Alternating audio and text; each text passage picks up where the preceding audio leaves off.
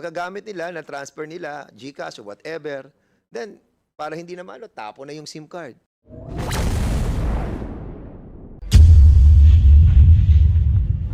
Why these scammers exist?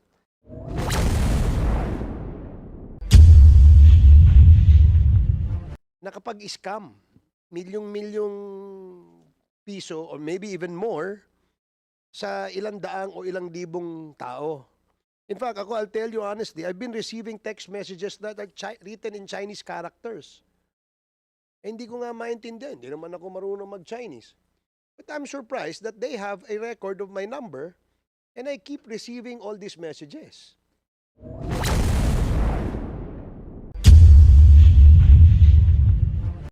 Congressman Acop, let me ano lang yung i-acknowledge lang natin yung yung presence ng NTC, PLDT, dito Smart.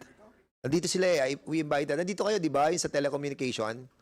Ayun, nandun sila. Can you kindly sit here, yung mga telecom? Kasi the reason why we invited you over, because nakita natin that so many cell phones were confiscated by PAOK TF. At sa lahat ng mga cellphone na yon, it was established by the PAOK TF that they were able to prove, no? And I told them to bring the equipment. Yung equipment using the different SIM can be owned by one person. So yung ating national ID system that was approved by Congress is somehow defective. And we wanted to find out the reason why this is happening. The very reason that this national ID system was crafted and drafted and approved was para iisa na lang yung ating SIM card. But unfortunately, again, in this operation of POGO, it was revealed by the PAOK TF that they can use different SIM cards. And most likely, Yusek, Gilbert, hindi natin dala yung ating machine. We'll bring it on the next hearing, sir. Yun na nga. Kaya nga na-hold yung pagtatanong natin sa mga NTC. Can you kindly state your name and your position sa telcos?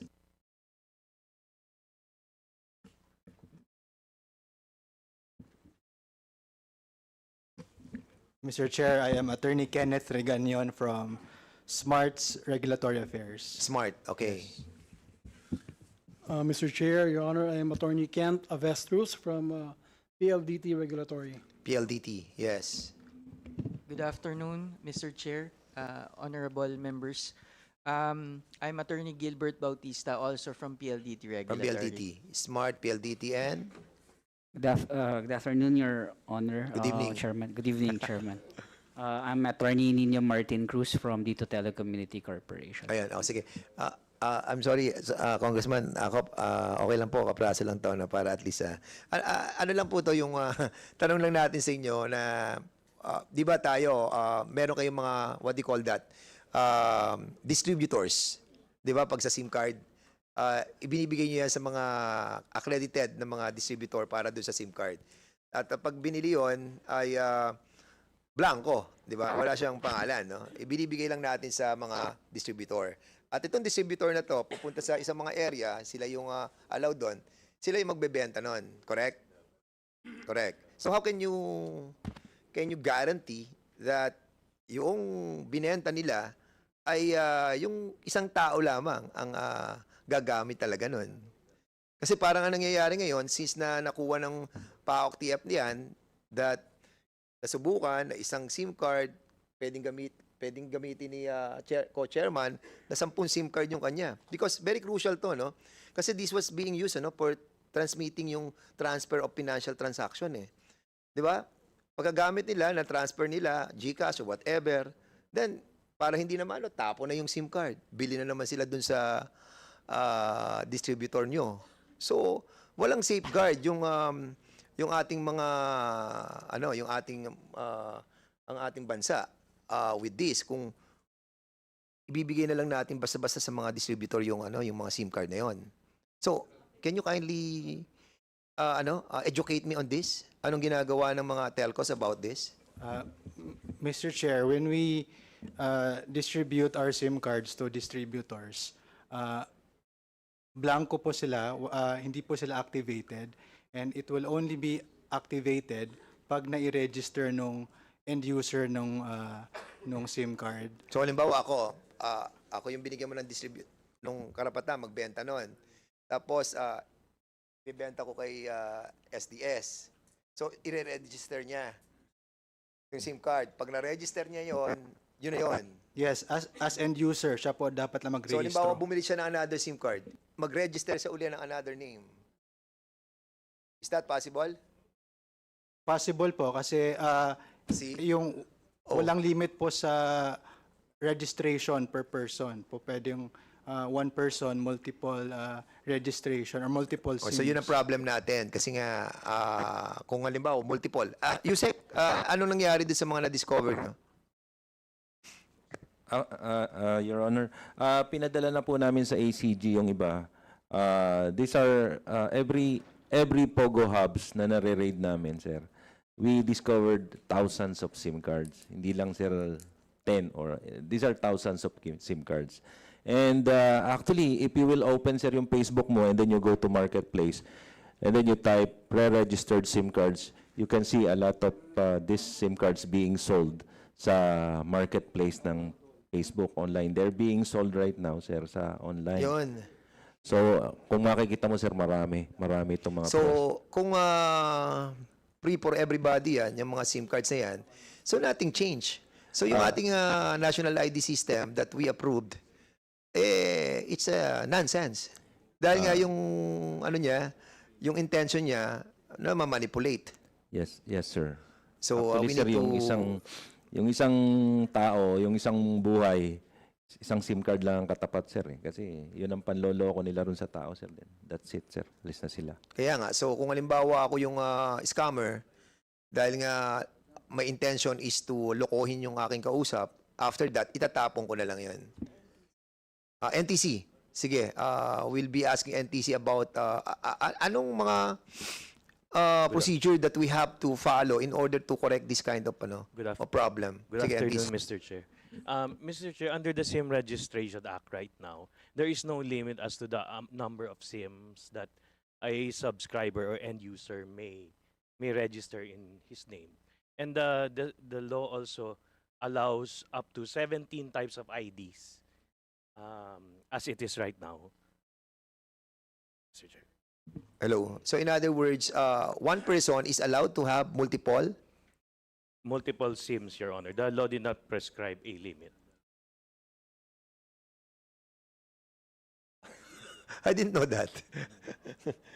So legal pala ang pagkuha ng maraming SIM card. Yes, Your Honor. No, wait. This right. Wait. So halimbawa ako, pwede ko ako magparehistro sa 10 SIM card using my own name.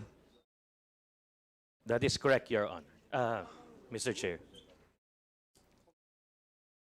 Okay.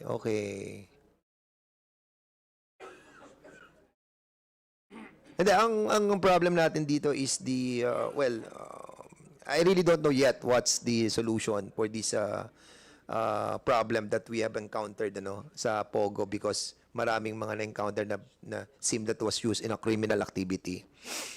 Most likely, we have to discuss this further, yung issue ng SIM, And yun yung reason kaya namin kayo pinatawag. But siguro Thank you, Mr. Chairman. Sir Chairman, I'd like to direct my question to the telcos. Kasi parang hindi, I just wanted to be clarified on the sale of the SIM cards. Apparently, ang ginamit ng illegal Pogo operators o yung illegal na Pogo ay para makapagpatuloy sila ng pang-i-scam, ginamit nila yung itong SIM cards na ito. And they sent text messages to random people maybe. And if you get attracted to the offer as stated in their text message, maraming naluloko. wala pa. Especially if it's quick buck or quick money schemes eh.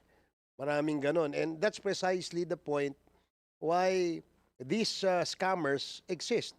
Kasi maraming nalolokong Pilipino dito eh. 'Di ba? Now, isa sa naging rason kaya para sila makapanloko o naging instrument para sila ay makapanloko itong mga SIM cards na ito. Is that a correct assumption? Yes, Mr. Chair. So, dahil meron silang SIM card. Tama? Now, ang tanong, when you sell bulk or volume SIM cards to an entity or to an individual, may records ba kayo niyang mga yan? Kung sinong bumili? On the part of Smart, Mr. Chair, meron kaming records dun lang po sa distributor namin, regional distributor. And from regional distributor, may mga distributor pa sila sa baba, retailers, and so on. Yun eh. Actually, that's... what about the other telcos? Do you have the same practice? Mr. Chair, we have the same practice no hanggang dun po sa master distributor. However, meron po kaming incentivization kasi hindi na po namin controlled underneath the master distributor. So what we do is to incentivize the retailers and the resellers to use our technology so that we will have records kung saan siya pupunta. Pero sometimes it does not happen on the ground po eh. There are some... You see, now I'm glad that you admitted that, Attorney Cruz, no? Kasi hindi nyo na namomonitor what's happening sa baba eh. Diba? Because it seems that the telcos are just interested dun sa bulk sale. Nakapagbenta na kayo ng 1 million SIM cards, example, and you don't anymore monitor what happens pababa. Kasi sabi niya may mga sub-distributors pa. Minsan nga, maraming mga sari-sari store nagbebenta ng ano, di ba? Ng SIM cards. Now, if someone buys a SIM card and say, registers a fictitious name, di ba? So you just, just record that, di ba? Wala naman way for you to check kung totoo ang pangalan nung tao yon, correct? Is there a way? Is there a system where the telcos can really determine whether the names that are given to them are totoong pangalan or fictitious yung pangalan? At present, Mr. Chair, none. So you see, that's where perhaps the problem appears to be starting, no? Nakapag-scam, milyong-milyong piso or maybe even more sa ilang daang o ilang libong tao. In fact, I'll tell you honestly, I've been receiving text messages that are written in Chinese characters. Eh, hindi ko nga maintindihan, hindi naman ako marunong mag-Chinese. But I'm surprised that they have a record of my number and I keep receiving all these messages. And I was advised by an expert, sabi niya na pag ganon, just ignore it. Ignore mo, hindi mo naiintindihan. Perhaps the message was directed to a cellphone owner who speaks Chinese or who understands Chinese. Siguro, baka ganon. Siguro, random din sila nagpapadala ng ganong messages at pag may makuha, mayroong magka-interest, siguro, pwedeng maloko o kumagat.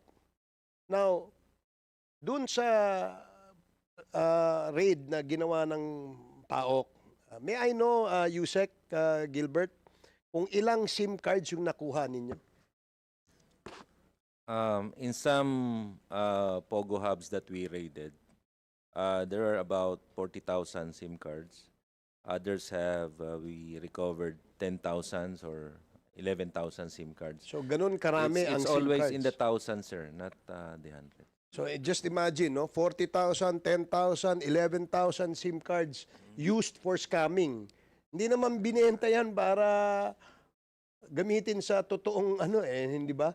Now, what is now the system that the telcos, what would be the accountability of all the telcos here? Does the SIM card indicate kung Smart siya o Globe siya, Yusek? Yes, sir. So, anong pinakamaraming nabenta? Sa nakikita namin, sir, Smart and Globe, sir. So, Smart and Globe, you see, naka-indicate pala doon na yung telco ninyo ang maraming nabibenta. And naging instrument yan ngayon for these scammers for their illegal activity. So I guess, Mr. Chairman, when we again write our committee report, this particular issue must be resolved. Paano natin i-address yung issue na hindi ganun yung pagbibenta ng SIM card, dapat may strict control and regulation.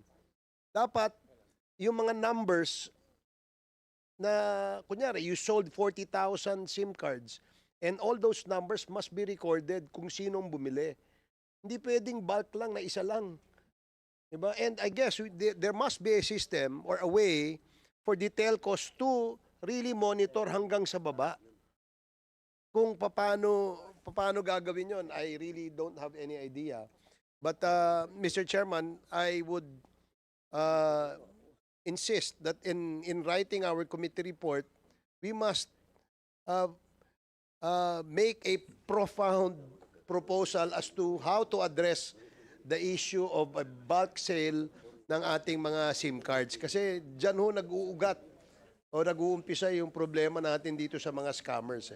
So that's just the point I'd like to make. And I Mr. really Chair. would like to agree on that. Kasi nga, medyo nagulat din ako doon sa SIM card law natin. Medyo, siguro, absent ako nung pinag-usapan yung SIM card law.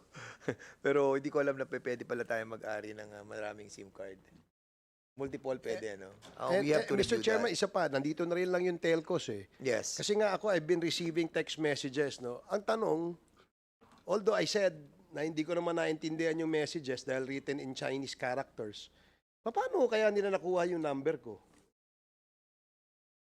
Di ba? Paano kaya nila nakuha yung number ko? Maybe the telcos must be asked to explain how. Maybe they know something that we do not.